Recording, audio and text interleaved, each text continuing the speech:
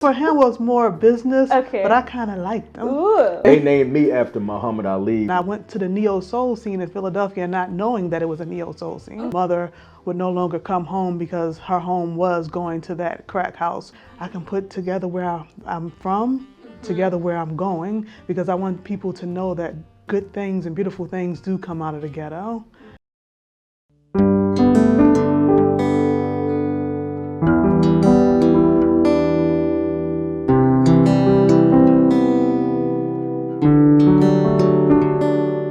It is said that when you want something with all your heart, the whole universe tries to get it for you.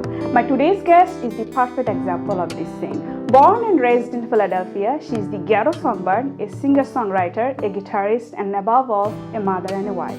Join me to welcome the rock and roll queen, Samantha Hollins, with her partner in rhyme, Ronin Ali.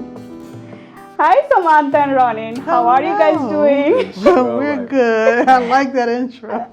Yes. Hey, there is a lot to cover about you. There's a lot of adjectives before your name. I can't do all. So I tried to be selective and I tried my best, and I hope it's a warm welcome. Yes, thank you. I'm really honored and happy to share this space with you, if not the stage, because I'm not that talented. Oh, goodness. Oh, man. Well, for my audience, I have to tell, I met Samantha and Ronin City Winery in Philadelphia. Yes. They are performing, and that was my first time seeing them performing live. I've been following you for a long time, even before I met you, and I thought, she'll be a talker. She'll be talking about family, music, and just random things, because you're always so active, right? But it turned out to be she's calm and composed. And even when she warmed up, she only answered my questions in a sentence or two. But my, oh my, Ronin Ali, he was just talking and talking. You can have an hour conversation with him. Yes. When he one-sided can talk. You have to be a good listener though. Yeah, that's it. Even if you're not, sometimes just nod your head. And every so often say, I know what you're saying. I got you. Yeah. And that will keep him rolling. Picking on you, Ronin. I can take jokes. Okay. So I believe a lot of people do know that you two are a married couple and you two are musicians and raising 4 children. But people who don't know, share with us how you found each other and how long is the journey going for? I think we have 2 different stories. Okay, I would like to hear both. That's why I have 2 different mics here. Yes, mine is quick and to the point. I met Ronin at an event in Philadelphia. I believe I was performing that night, and I was passing out flyers, and that's all I remember, just passing out flyers and moving it along. He'll tell you the other part that he remembers. But then we would continue to see each other at different events. And I remember finally exchanging numbers with him. Oh, okay. And then we were finally on the same bill and we performed on the same show. Now, is the exchange number for a business purpose or connection for personal? I think for him was more business, okay. But I kind of liked him. Ooh. Yes. Okay. I had a friend named Chad Anthony that was telling me about him and him. Okay. Because Chad Anthony used to sing background vocals for him at the time. Okay.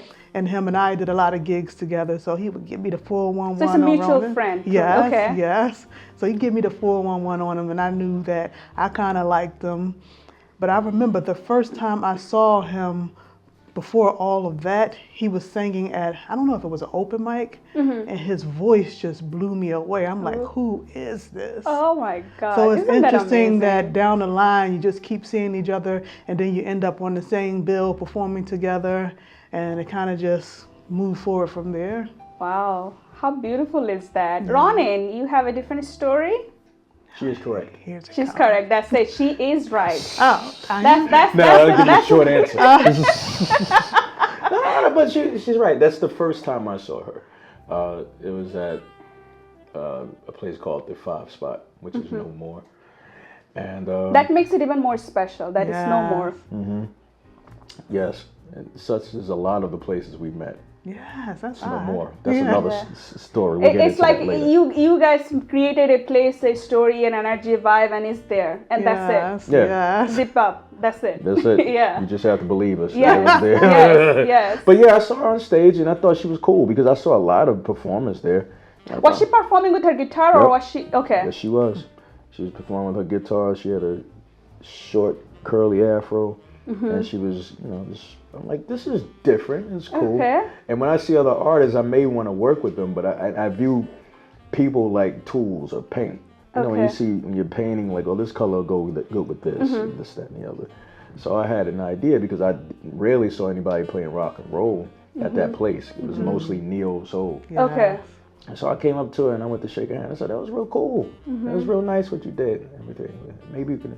She said, oh, hey, take one of my flyers. And then she walked off. I'm like, You're like, I'm just keeping it business. yeah, like, maybe she thinks I'm, okay, whatever. I'll keep it. Okay. But then the next time I saw her, like, she's right. A friend of mine called me to come to an open mic he was doing. Yeah. It was an open mic. Yeah, it was open mic. Him and 3 other guys are playing. He plays keyboard. He said, I just need somebody to sing.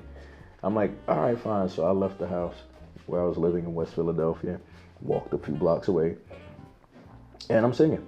And I walk around the corner, and I see her standing there. Like, hey, how you doing? What's going on? She hardly said anything. She was, I'm fine. Very shy. Okay. And I'm in and out. I'm singing, and I would just see her around. Yeah. The funny thing is, as I was around in different places in Philadelphia, I would name spots that I was at. She said, I was there too. Yeah. I was there too. Like the Sade show. The Sade Yes, show. I was telling Sade. somebody wow. about that show Yeah. yesterday, where I was sitting. How She was right amazing next is to me. that? Oh wow, wow, that's awesome. It's beautiful. You after all these years of marriage, you still feel good to talk about it when you first met and all that, and that's a story to pass it to the next generation, to the children and all that, right? So. Samantha, your nickname is the GhettoSongBird. When we think of ghetto, it's not to say that it's always negative, but it's not so pretty, right? And then the songbird, right? It's like, oh, it's uplifting, it's good, it's just a human thing. We think of that, and you combined it together. I know the story behind it, but for my audience, could you please share how do you come up with that name? Actually, GhettoSongBird was a term that I used for my email address. When back in the day you had to come up with your email address, I wanted something that represented where I was at the time. And living in North Philadelphia, in the ghetto of the North Philadelphia, right? There was always this songbird that sung outside my window. And it was like the most beautiful noise I would hear outside my window every morning. So when I thought about my email address that was going to represent me as an artist, because I didn't have a stage name at the time, I said GhettoSongBird. Yes, GhettoSongBird. I can put together where I'm from, together where I'm going, because I want people to know that good things and beautiful things do come out of the ghetto. So once I started performing, I remember signing up for open mic. They're like, "What's your name? What's your name?" I'm about to write down Samantha, but I need something else. And I wrote down GhettoSongBird for the first time, and it's been with me.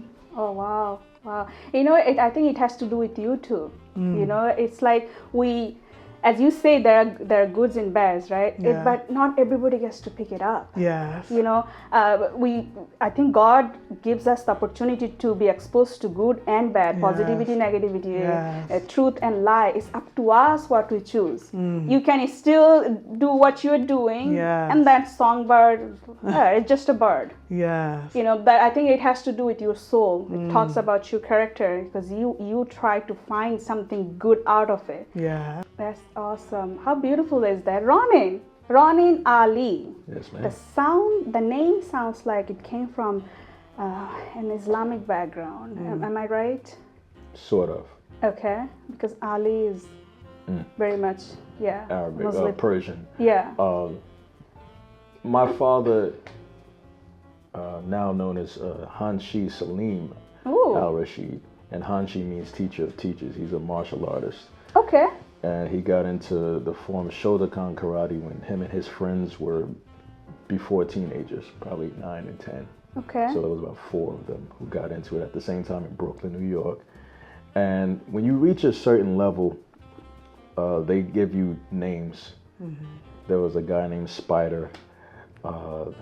You mean the nickname? Yeah, or? nicknames. Okay. Yeah. And the other guys usually referring to martial arts, and there's another Okay. guy, but they named him Ronin.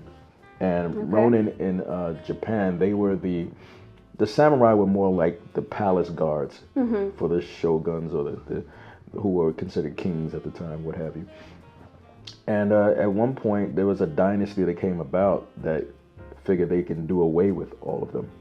So they had no jobs anymore. So they called them Ronin, masterless warriors. So some of them went about, some did crimes, some got regular jobs, what have you. But some of them kept the code of Bushido alive. And Ronin was his name. Nobody was his master. And he would go around to different schools, especially at that time in the 60s, 70s, challenging other people. So when he met my mother, all his friends told him, he's a boy? Oh, God. The first one has to be named. Either him or his friend, Soke Hassan Khalik. And Soke is a title. Oh. And my uncle All these Hassan. Arabic names. Woo, I gotta ask again. Like, what is that? I'll tell you more about Soke Hassan Khalik. He's saying, your first son has to be named Ronin. Oh, wow. Ronin, you got to give him Ronin. Now, are you the first child? I'm the first child. Okay, that's it. Yes. Yes, and the reason why a lot of these names were Arabic was because of the Nation of Islam. Yeah. Started by the Honorable Elijah Muhammad here, and it spawned many people that we know about, Minister Louis Farrakhan, Malcolm X, who's also known as Al-Haj Malik al-Shabazz, and a lot of people took on to that.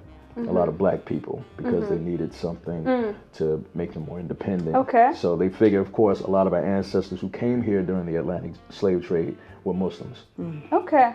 So they figured take it back to their name. So that's how they got the names changed. Now, Samantha, you are not sharing his last name. Like, I am and I'm not. Well, okay.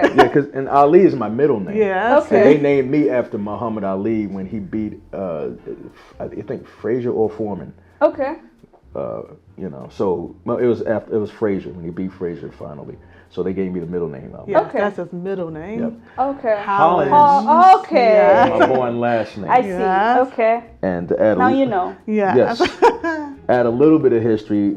After my parents got married when I was 2, they changed it to Al Rashid. But for continuity, because there's more Hollinses, when we had children, I said, let me change it to Hollins. Yeah. Back to Interesting. Hollins. So Now, so are you believing that religion? Are you practicing I was Islam? raised in Islam. Okay. I don't practice too much, just basic principles and so forth. Yeah. Honestly, I did Ramadan for the first time this Oh year. yeah? Congratulations! Hoo-hoo! He did it! He did. You know? Now the interfaith marriage here, because I'm sure you are a different practicing. Ironically, so- my father was a Muslim as well. So I had those teachings as well as my grandmother's background being a Baptist. So it was kind of a little bit of different spiritual energy that they would give to me, but I found my own way through spirituality, but I still take those principles that I learned in life as well. Awesome. Especially when you learn that a lot of them are similar. Yeah. Yeah. You know, and Right. when everything else. Because Judaism, Islam, and Christianity shared the same root. Yeah. And then in the middle it got confused. Yeah. Right. Yeah. So Samantha, I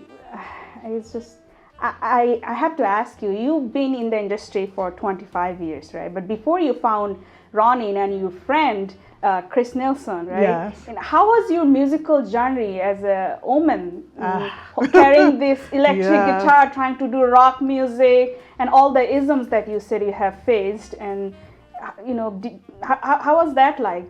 Commuting to one place to another, maybe a lot of open mics. How was that like?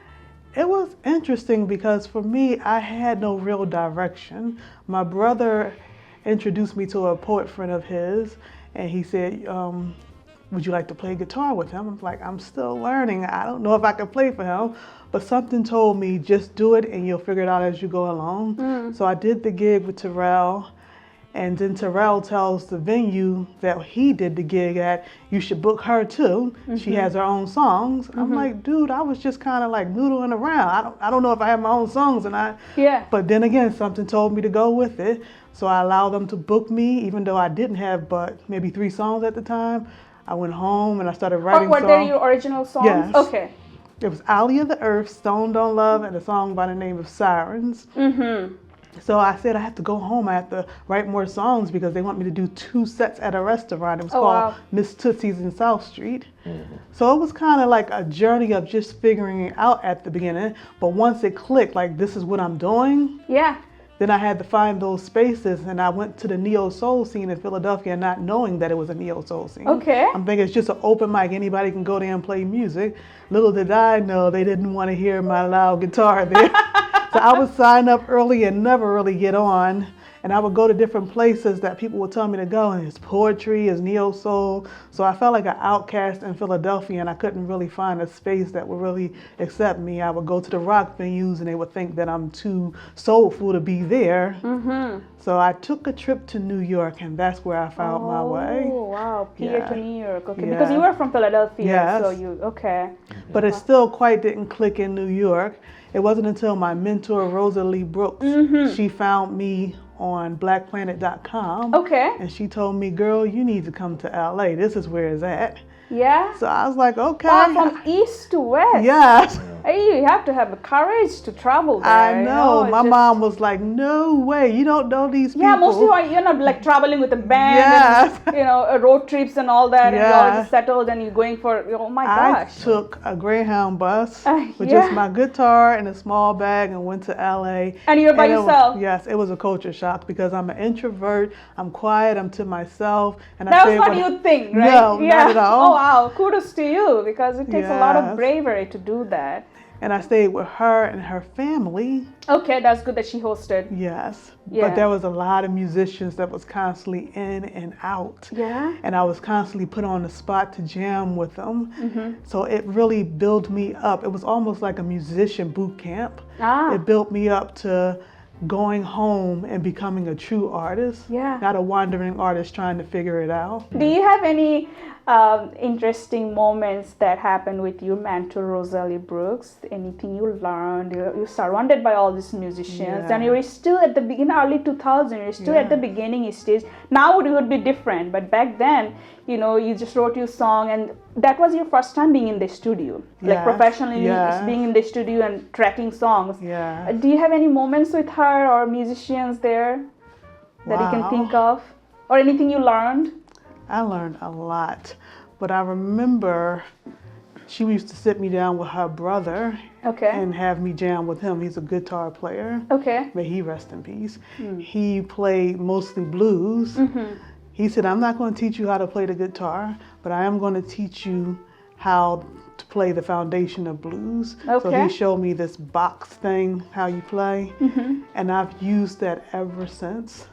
You mean the pentatonic thing? No, it's just, he called it the box. Box, If okay. you play the box, the way that he showed me how to Okay. use my fingers. Okay, then yeah, okay. Blues, I can play anything. Okay. And he was right. And I believe knowing that, because before I was just making noise with my guitar. I really Yeah. didn't know what I was doing. Yeah. Knowing that taught me how to work that foundation of rock and roll into my music and not just play noise.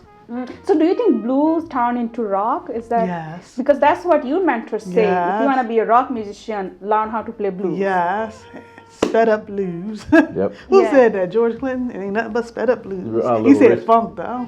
Yeah. Yeah. He sped up the blues. Yes. Yeah. Little Richard said rhythm and rock and roll is sped up rhythm and blues. Yeah. Yeah, That's yeah. what he said. Yeah. So how was your experience like behind the microphone in a vocal booth? Were you nervous? Because you are a live musician, you are a live performer. Yes. And for you being in the studio, even at that stage, very beginning stages, how was that like? Did you have to take multiple takes? And No, not at all. I was very nervous. I figured to myself, I don't know what I'm doing, how I'm going to sing, how I'm going to play. But as soon as he would press that button, That's we it. go through it and it was done. yeah, that's Kenny it. Terry, he was the co-producer on it. And he also played the keys. And then they brought in another guitarist. And we were just, as soon as we get in, we did You the song enter and in it a was whole done. different world. Yes. You are there. You don't care who is judging, who is talking. You Yes. are you. And that's the beauty of an Yes. artist. I loved it. I loved it. And your songs, Alley of the Art, that's an EP released in Yeah. 2002. Yes. 2000, Alley of the Art, Siren, Stone on Love, and East of the Seine. Yes. Yes, Yeah. see, I remember that. It is wonderful. I mean, when I listened to the song Stone on Love, it reminded me of Marvin Gaye's What's Going On, the Really? intro. Yeah. Marvin Gaye, I never heard what's that. going on, Wow. and all the Okay. people chatting in the background. Ah, You see that? I never thought of that. Yeah. That's how it started. And then a Yes. minute or two later, it was all these instruments in the background paused and Yeah. your vocal highlighted. That's the rule of thumb. You know, your Yeah. vocal it should be there, because nowadays you listen to music, it's like there's just too many things going on. We Yeah. don't hear the vocal. We're just vibing. Yeah. When we listen to music, but we don't perceive that. We don't understand it. I'm just vibing. Yeah. What you vibing? I don't know. I'm just vibing. So, and you know, Siren. It was an easy song to sing because your notes are very long there. You gotta have probably did a lot of vocal exercises. Yeah. But I was very surprised. Like, whoo! And the sound effect, Siren. It just gives you an awareness. Like, Yeah. oh, you're very cautious and aware, and I love it. So if you Thank have you. to summarize all these 4 songs that you have released, what would be something that you would say? What is these songs about? Those songs are home for me. Growing up in North Philadelphia, you heard the sirens. Yeah. You saw the police brutality. Uh-huh. That's what that song is about. Right. A young man who's pretty much running for his life because he's being blamed for something he didn't do. The Stoned on Love is about overcoming alcoholism or being an addict. And I saw that a lot in my family as well as the community, with how it went from being beautiful, quiet to becoming very destructive by that overflow of drugs coming into our communities. Yeah. And then you bring it to family, bring it to Yes, home. yes. So did you experience that? Your close family? Oh, yes. Yeah. My mother was dabbled into drugs. She wasn't like that deep where it ruined the family or anything. But I think inside the households of North Philly in general, there was either a drug addict or a drug dealer. Yeah. Oh, Or yeah. someone that was being affected by it, families being torn apart because of it. And I knew plenty of families like where the mother would no longer come home because her home was going to that crack house, Yeah. and the children were left alone to fend for themselves. Yeah. But I did see a lot of those families come back together once things changed as far as the mayor and the government things that was happening inside our area. So it was the hope. And that's what Stoned on Love is. Yeah. Some families did come back together. We always talk about how it destroyed us, but there's Yeah. a lot of us who came back together and we fixed the problem. Yeah. And that's that community love that's still there to this day that people forget about. Wow. You know what, Samantha, when I look at you sometimes, it's like even if you're not a musician, even if you're not doing all these great things you're doing, you're living a normal life and just not being traumatized or not passing it down to your children, all that you have experienced. That itself is enough for life achievement. Because a lot of people Yes. fail to do that. Yeah. We look at a lot of legends out there. Yeah, your art is one thing, but then how you carry yourself, your personality, your character, it's a separate thing. If both can blend and you still are good, then you're blessed. But a lot of people fail to do that. A lot of legends out there, yeah, their music can blow our mind, but they are alcoholic. They are known for, probably domestic violence, XYZ, and how their life ended. Like, oh, shoot, that's pathetic, you know? So I think, it is beautiful. You're always an inspiring woman. It's all about having that foundation that you can come to where people can be honest with you.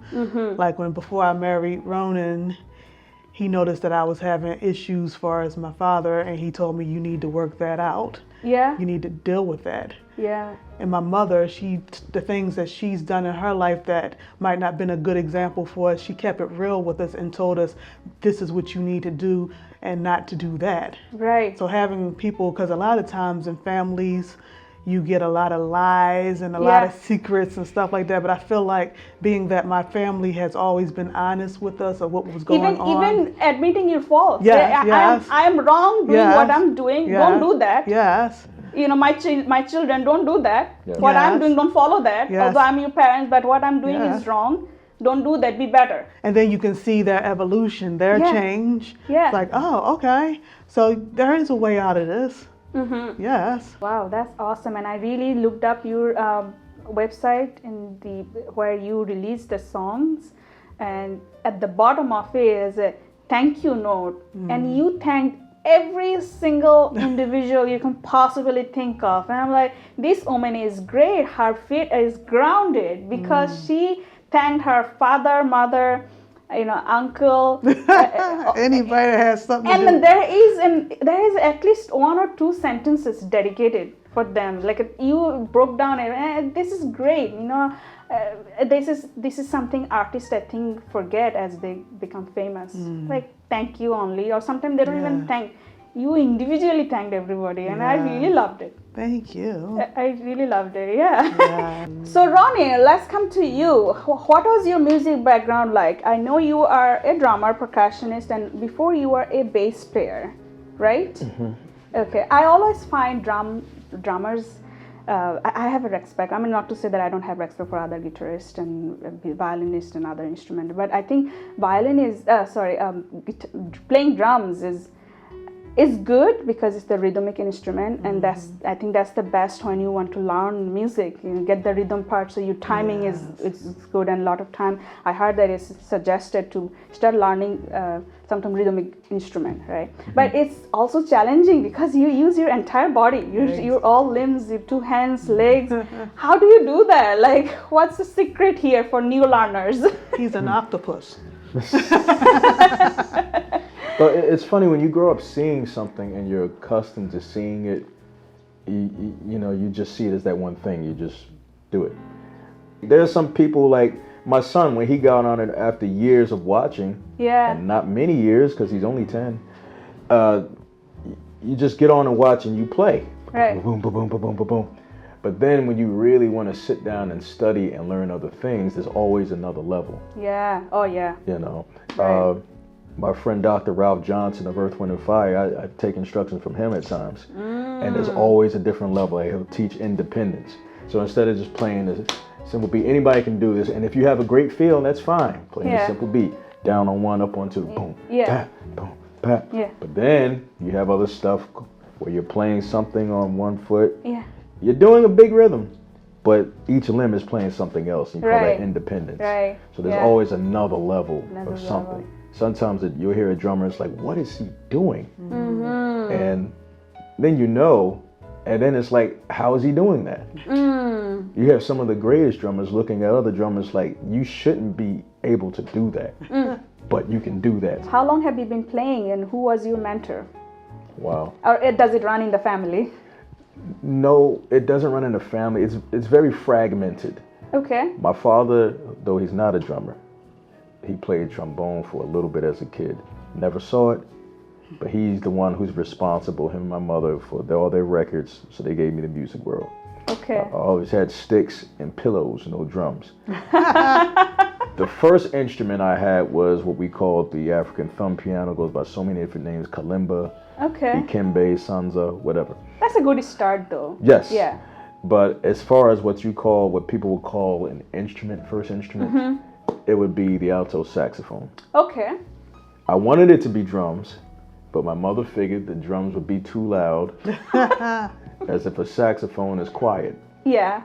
So. And you don't need a lot of space for that. No, I don't. So I really didn't get drums until I was an adult. Wow. I was about 25. 25? What's that picture of you as a little boy playing the drums? That's me on pillows. Oh, really? Drumsticks and pillows. Listening to my favorite records now on she pillows. learned something new about you. It's all about learning here. Yes. Okay. So some of my friends, like my friend Alonzo Lister, I play on his drum set every now and then, but he's selfish. So I couldn't play too much. Oh, wow. My Uncle Casey, rest his soul, was very selfish. I couldn't touch any of his stuff. I couldn't play any of his stuff. Now, do you appreciate that you picked it up later? You got your real instrument, the whole, all the parts later in your life, 25, like you're young adults, and Yes. And I think he plays absolutely awesome. Like you had to wait so long to get all this together, and now you play awesome. He is a professional here. But I was determined. Yes. I used to go read. And that's why probably within a very short time you have achieved a lot. Yes. Pat you back. Yes. Yeah. And we met each other when you were like still learning. And I was And she was still learning. Yes, I was still learning. And you were nervous, right? So Right. we used to jam together a lot, and it pulled both of us to the next level of our musicianship. I Yeah. don't know if you realize that, how much we used to jam. So is that the attractions? You know, I know it has to be music, like, you know, because Samantha is a guitarist and you are a drummer. I didn't know he was a drummer at Okay. first. I just thought he was a vocalist. You were just attracted to his skin color and his voice. Yeah. Well, we have two great musicians here, Samantha Hollins and Ronin Ali, and we can't let them go without them playing some songs for us. Yeah. So I'm going to accompany them. I'll try my best, but the focus is on them. Yeah. So Samantha, you are the rock and roll queen here. Now, if I put you on a spot and ask you to play different genre, would you be able to do so? Yes. All right. Let's hear something different from our rock musician here.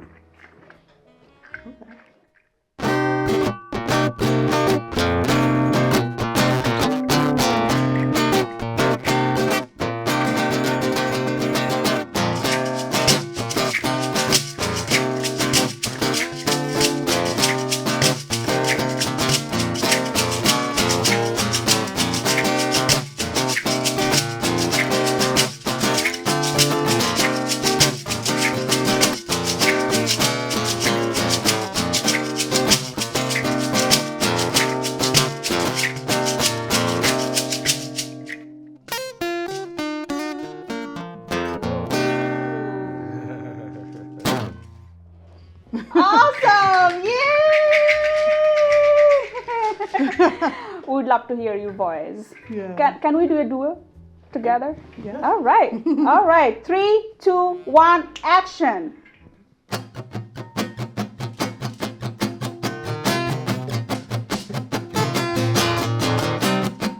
is my song called Rock Perfection.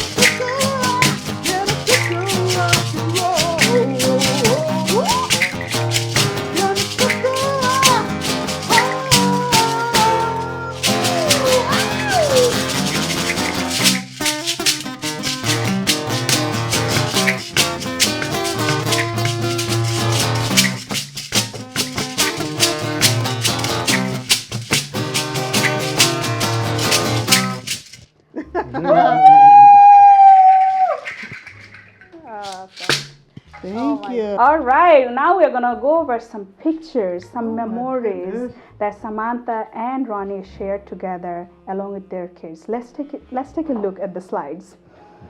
Oh, That's him again. Look at him. Samantha, you're glowing. You're naturally beautiful. that was after having him. Oh my God, so beautiful. Oh my Oh, God. who's that baby here? Who's that baby? That's me. That's the baby Samantha. Oh my Is he goodness. your father? Is this gentleman in the picture your father? Yes, yes. Talk about him. How was your relationship with your father? My father. Is he a musician, by the way? The funny thing is, he's a great singer. But I Okay. didn't find that out till later. I knew about it, but I heard it, unfortunately, at his sister's funeral. But he has an amazing voice. He has like that old school doo-wop voice. Yes. Interesting. Is that like a community workshop for children? Yes, it was actually school. I'm not sure what school that was, but I got to volunteer with those beautiful babies, and my babies are somewhere mixed in here too. Lilo. here. Yeah. Oh, that's Lilo. Yeah. Oh, when she was young. Right here. Yep. Oh my gosh. Okay. Look Oh, at that wow. body. Ooh, ooh, we need to turn the fan on here. The temperature is rising here. Look at that. Ronnie, you're not supposed to look at it anymore. You have to look at it enough. Is it the time when you guys are dating? No, this was before. Or before the Yeah. dating? So you started dating 2005? 2005. Yeah. Okay. I wonder if he saw some of this picture on the flyer and was like, I gotta. That was the picture on the flyer. Oh my goodness. Is it? Yes. Oh wow! How That about was. that? How about that? Awesome. Okay. Wedding Alrighty. Wedding day. I wasn't invited to the wedding. I wasn't. Oh, because I didn't know them that time. Do you still have the wedding Yes. dress? You do. Okay. I got that wedding dress off of eBay. I bid on it. Okay. Yeah, I was in No, a bidding this is- war. I was at a show, doing a show, going back and forth to the computer trying to bid on that dress, and I got it. How we put that wedding together was something. People spend tens of thousands of dollars on weddings. We didn't.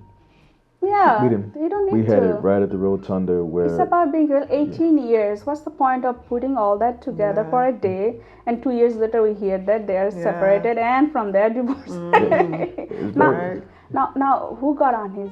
Did he get on his knee? Yes. Okay. So who proposed first? Ronin. She kept bothering me, so that's. I no. kind of did. Let me stop. No, it was I kind of. wanted to know where this was going. Yeah. Like, I don't yeah. have She's time. sharp and direct. Yes. No playing games. It was a funny story because I had to do. We got an apartment together. We had a housewarming party in the apartment, and we we invited both of our families over, and I had to do a wedding reception gig. I just got with this band, and it was in North Jersey, and her mother's like, "Well, it's a wedding party, isn't it?" I'm like, "Yeah, I guess." Okay. So, and then I'm up north, and I stayed over my cousin Hakeem's house. And I told them what it was. Like, her mother wants to be an engagement party or something. Like, we're just moving in. And he's like, well, if you want to get a wedding ring, he said, you didn't get an engagement ring yet? Yes, I'm looking for it and everything. So I said, I don't know, probably emeralds or something. So his wife said, that's my birthstone. Oh, okay, that's nice. And she went upstairs for a second. We're still talking. She came down with a pouch full of emeralds. Okay. I could have said anything else, but I said emeralds, and she had maybe like 9 of them. She said, pick one. I said, pick one. Drove back down to Philadelphia, found a ring that could fit it, Aw. and everybody was there. Nobody knew that's what this was. Yeah. And I proposed right there in front of everybody. Aw. It's on video somewhere. Aw. I would love to see that sometime. And did you say yes without any hesitation? Yes, I did. Oh, that's so sweet. How about that? And you two are married for about 18 years, if I'm doing the math right? I believe so. Close We're to together 18. about 20 years. Yeah. Yeah, it all It'll be equates to 20. altogether, Yeah. but by the Awesome. end of August, it'll be 18 years. Oh, wow. I pray to the Almighty Lord that God keeps your relationship protected from Thank evil you. eyes, gaze, and thoughts. Amen. Amen. I received that. Thank you. That's awesome. All right. Ah. Oh, that's a great picture I Speaking found of from Marvin his Gaye, page. yeah. Since he did not share his bio and pictures with me, So I had to steal it from his page. And she stole my picture. Actually, they have a page, Ronin and Samantha. Is it still running? Yes. Okay. Oh wow, look at that. That's beautiful. He was actually doing a Marvin Gaye show. Really? Oh, it's a song. Well, Marvin Gaye song. Song. I'm sorry, a Ronan Ali show with a Marvin Gaye song. Which song did you sing? Distant Lover from Marvin Gaye. Oh, He wow. sung that. You could have sung that too. And then I knew about it. Look at that. That's her. Whoo, look at that. She's all her, outfit and just. Is it what's the inspiration to have that get up? Interesting. I was trying to hide the fact that I just had a baby not so long ago. So I said as much big clothing, but then you gotta put something a little revealing and sexy under there. Because I did a self photo shoot, like a selfie. Yeah. But I was just coming from postpartum, just having my Ikembe. So I said I wanted to make myself look larger than life, but at the same time hide things. Mm-hmm. And It also gives a little Native American vibe too. Yes. Yeah. Yeah. Oh wow. Okay. Oh wow. Talk about that. You are actually an international artist. You have performed in Botswana, London. Yes. Um, Two where different else? parts of Botswana, my own as well as Hans. Yeah, Hans, yes. Brazil. You have performed No, in I Brazil. haven't performed in Brazil, but I have a Brazil following. Okay, Yes. how did that happen? There's some journalists from there that found Yeah. me, Yeah. and they share my story as well as Sister Rosetta Tharpe and a lot of other Black women in rock. Mm-hmm. Yes. So you are originally from the United States and you have performed in Philadelphia and all around the nation. Yeah. How do you think audience receive your music here versus over there? What's their reaction? Say about like London and then Africa, because different Yes. parts of the world people react to music differently a Yes. little bit. Yes. Because from my experience, West audience versus East, it is different. It It's slight is. different. All the Yeah. music is universal language. Yeah. The receiving is a little different. What was your experience like? The experience itself is different, but the actual connection with the audience, I feel like once a person connects with the song, the vibration is very similar. Okay. They just have a different way of expressing it. Right. Like in Brazil, from what I see online, the way they respond to me is a little more like they look at you like a real rock star. Oh yeah? Yeah, even though I don't have platinum albums or anything, in Botswana they look at me as a real rock star because of what they see on social media. Okay. Yeah. But Oh, over wow. here, it's like you're still working up the ladder to rock stardom because you're not signed or constantly on TV or on radio, even though I've been around just as long as those that you see on TV and radio. So you think you can target bigger audience over there? Yes. Okay. Yes. Okay. That's quite interesting. Okay. Because for them, it's all about the music, not status or fame. Right. How many followers you got on Yes. social medias and all Yes, that. That's quite interesting. Same thing is in eastern part of the world. Now that everything is changing with the touch of technology and Yes. there's a competition and chasing, but that is how it used to be. Yes. Oh, looks like it's a wow. green room, Oh, Yes. right? What's happening here? They were backstage for a play at the Grand Opera House in Wilmington, Delaware, Omar Rashada. So you were saying they already performing a play? Yes. How about that? Djembe was playing a djembe. Oh yeah. Clave was acting. Lilo's not in here, but she was acting. And Ikembe was just there to support.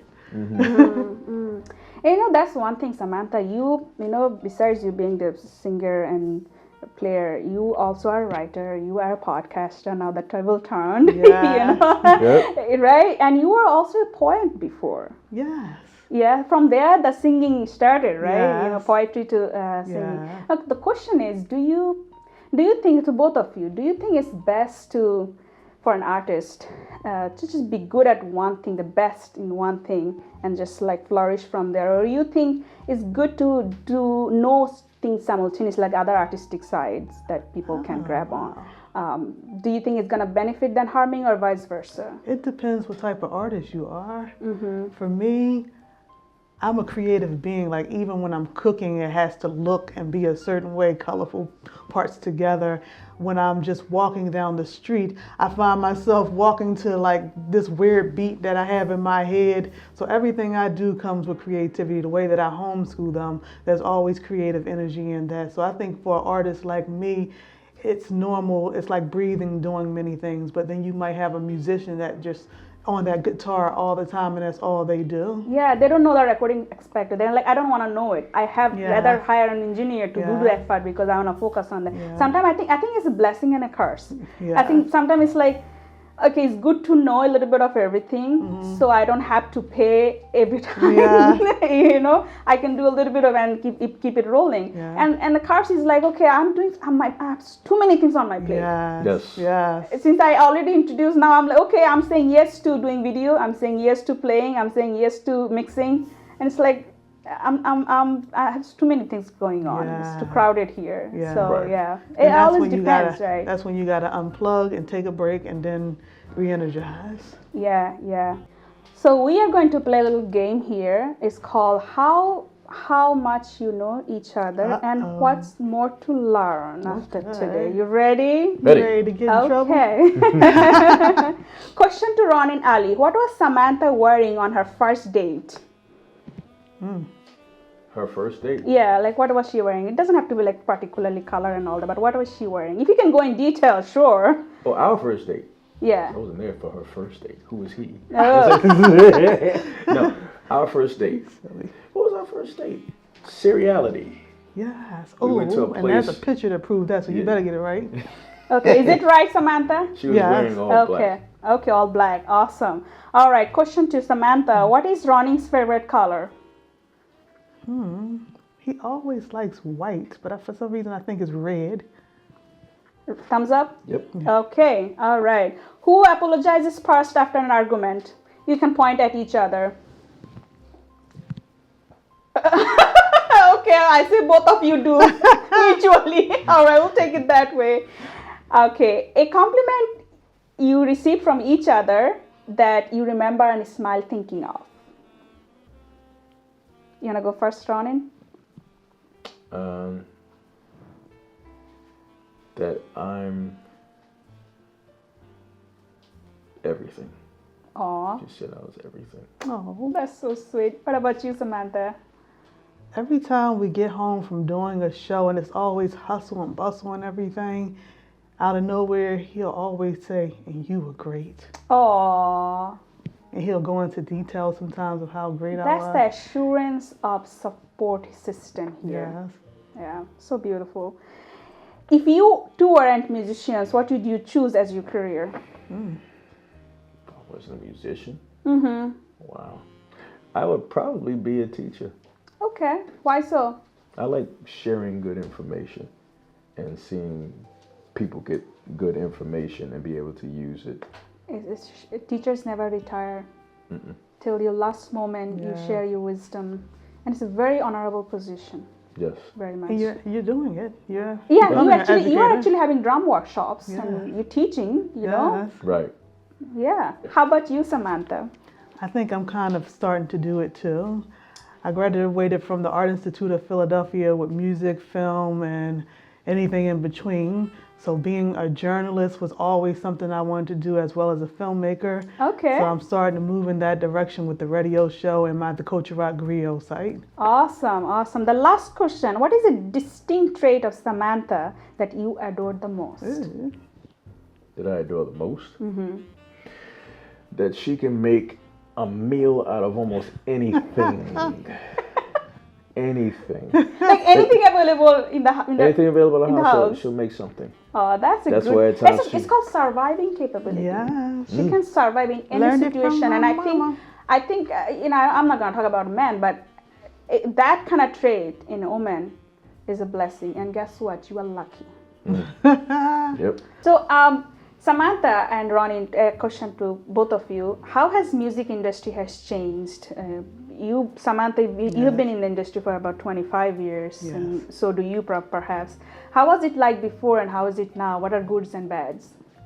For me, when I went to LA, when Rosaliebrooks brought me out, I was chasing the record deal. I wanted the record deal. Yeah. But when she started shopping me around and people told me what I had to change about myself, don't use your name, don't show your face, get a certain type of this and this and this and that, be more like India.Arie, I realized that industry is not made for me because everything that is me, I cannot be. I have to take that away in order to make it as an artist, and I just decided from that point I'm just going to be independent. So the music industry at that point was still doing what it always has done before. For me, I made the change by not entering the industry in that particular way. Awesome. And I respect anyone that goes that route, but it was just not for me. Interesting. What do you think, Ronin? It's the same. We grew up with the idea you have a talent, you nurture it. Somebody discovers you, you get signed in a record label, and make a bunch of videos, make a whole lot of money. We all had the same thing.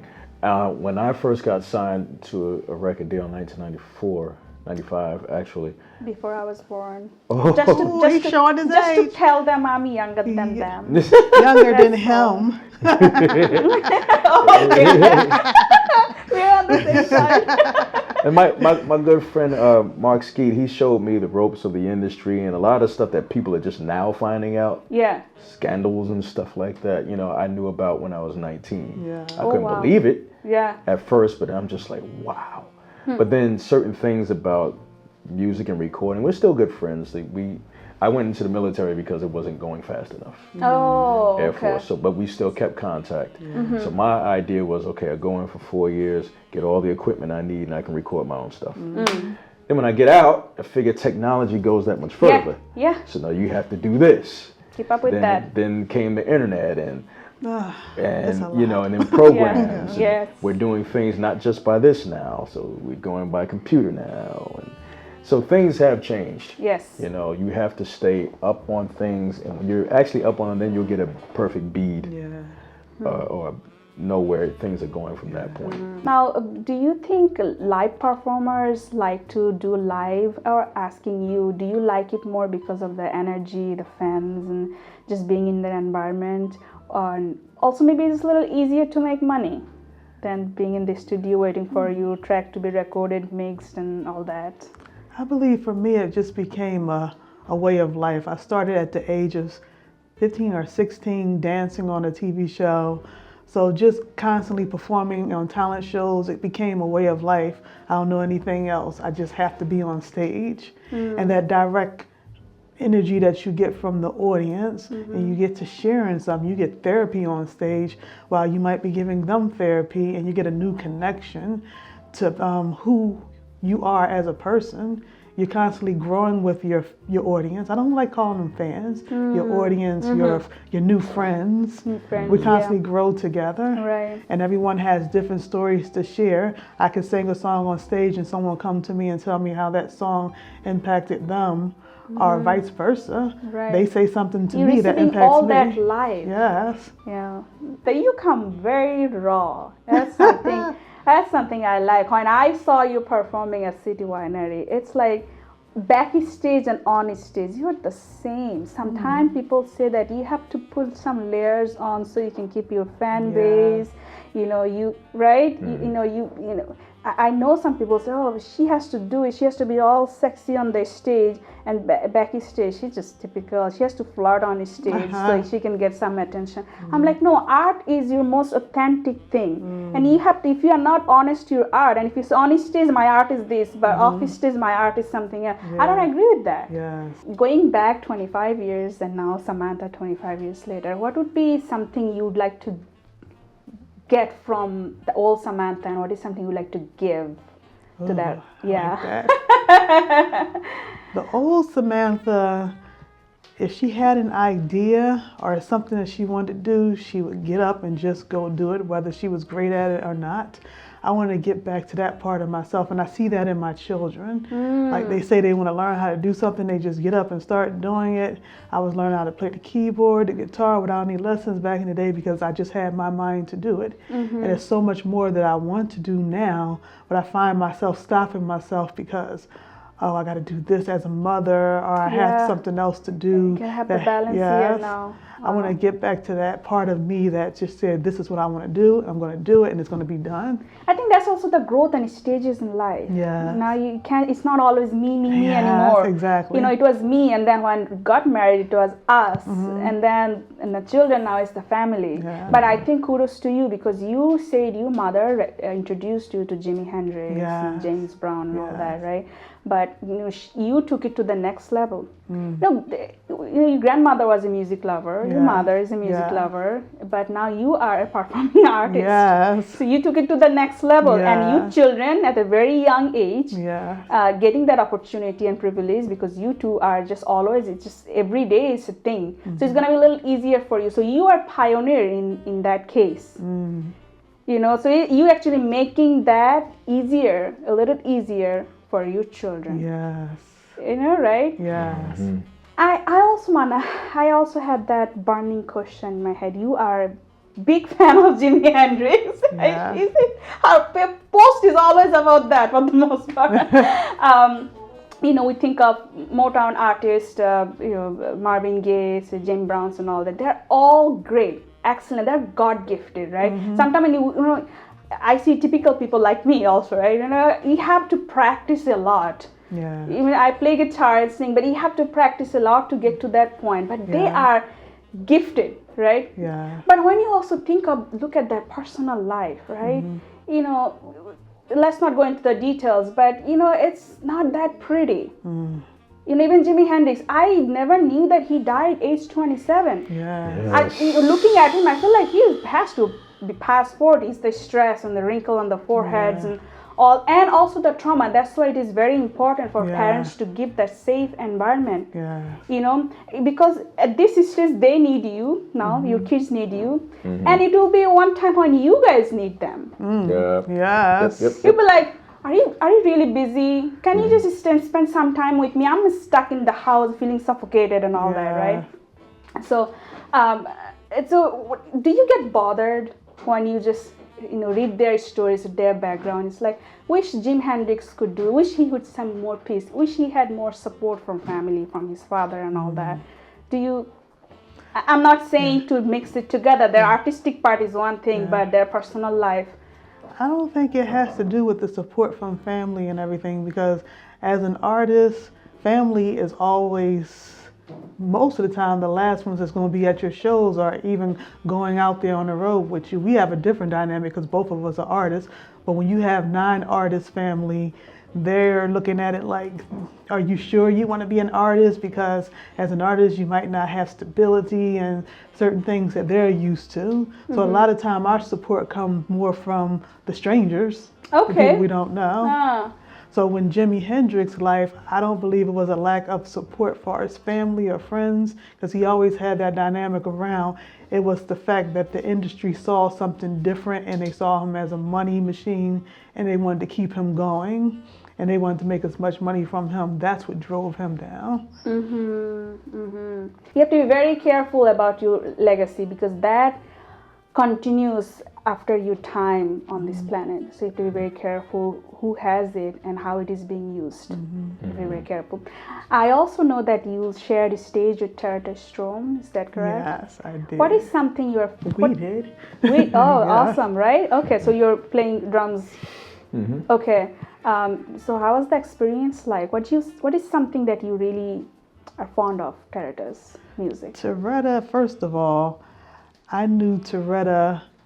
We met, it was a meeting we all went to at somebody's house and they kind of wanted us all to work together, but for some reason that didn't move forward. But I knew when I met her, I said me and her have to do something together. Then I found out she played the drums. I was like, we have to do something together. We started with the show. Kenneth reached out to me and we did the show together. And when I saw her on stage, I was mesmerized. That was my first time actually seeing her. I saw a video online prior to that, but her huge presence, the voice, just the tone of her voice, just a lot of times when there's musicians playing loud rock music, your voice can get drowned out. Terreta's voice would never get drowned out. And a lot of times when you're in a club, they don't do the sound correctly or whatever. but she had that type of voice that could just carry over all of that. And then her lyrics, the stories that she would tell, Yeah. amazing. It's deep. It gives me goosebumps. Yes, and her music is timeless. Yes. Yes. Yeah. We miss her out there with us, but Yeah. she did so much prior to what happened that she has a legacy, a strong legacy. And I'm definitely there to support her when she's ready to tell her story. Yes. We love you. We love you, Terreta. We Yes. miss you. We miss you so much. I know once you see this interview, you'll feel good that you have good friends here. It's been 20 plus years since you recorded. Any plan to be in studio again? And this time jamming with Ronin Ali, because 2002 you didn't have Ronin. Yeah. So any plan of Ronin, you and probably kids, if they feel confident to Well, do if some I want to songs? keep this marriage good, I have to, because he's threatened to leave the band if I don't record the music. I feel like I took that blues man's route of being that traveler that performs music, but now it's time to lay all those years of music down. And what better time with my children playing with me now? Claves on keyboard, djembe's on drums and percussion, Ikembe sings supporting vocals and hand percussion, Ronin on drums, and we have chrisnelson, who's my best friend, on keys. So this is the perfect time to finally get in the studio and bring all of that talent, that music under one rocksploitation thing. GhettoSongBird and the rocksploitation band. Is there any sort of advice, not to the musicians, just people, about life, about relationship and moving forward? Well, one thing I always say in my drum classes, I have drums in life. I always move with peace, love, and respect. And I ask them all to define it, see what it means. Peace is simply calm. Love is the energy that keeps you moving forward with something, no matter what obstacles in your way. And respect is simply knowing boundaries and treating people the way you want to be treated. If you combine all those, even just one element, and people see it in you, naturally people want to gravitate towards you to see how you have that goodness in you. So they may ask questions. And even if you don't answer, your whole energy, everything about you is going to illuminate. And it affects the person next to you. Oh yeah. So How amazing is that? operate with peace, love, and respect, man, and that'll That's- attract and it'll multiply. Yes. Wow. Wonderful. All right, thank you so much, Samantha and Ronin, for your time. You both are busy. You are busy. Ronin is busy, and you are doing so many things. You are playing, you are performing, you are still doing your radio show. It's just, I don't know how you do it every week, but you're doing it because you love it. Yeah. When you love doing something, you make time for it. Exactly. Yeah, that's the thing. So, and it goes for everything. Even relationship, if you want to keep the relationship, you can't excuse for work or anything. You still make time to spend that special moment with your special one. Thank you again so much for coming here all the way from Wilmington, Delaware to Lansdale. I'm really honored and very happy to talk and chit chat with you guys. And thank you all for listening to this podcast. If you like it, please share and subscribe to my channel. My channel name is Mamata Tharima, MAMATATHARIMA. More episodes will be coming out soon, so stay tuned. Thank you. Thank you. Thank you.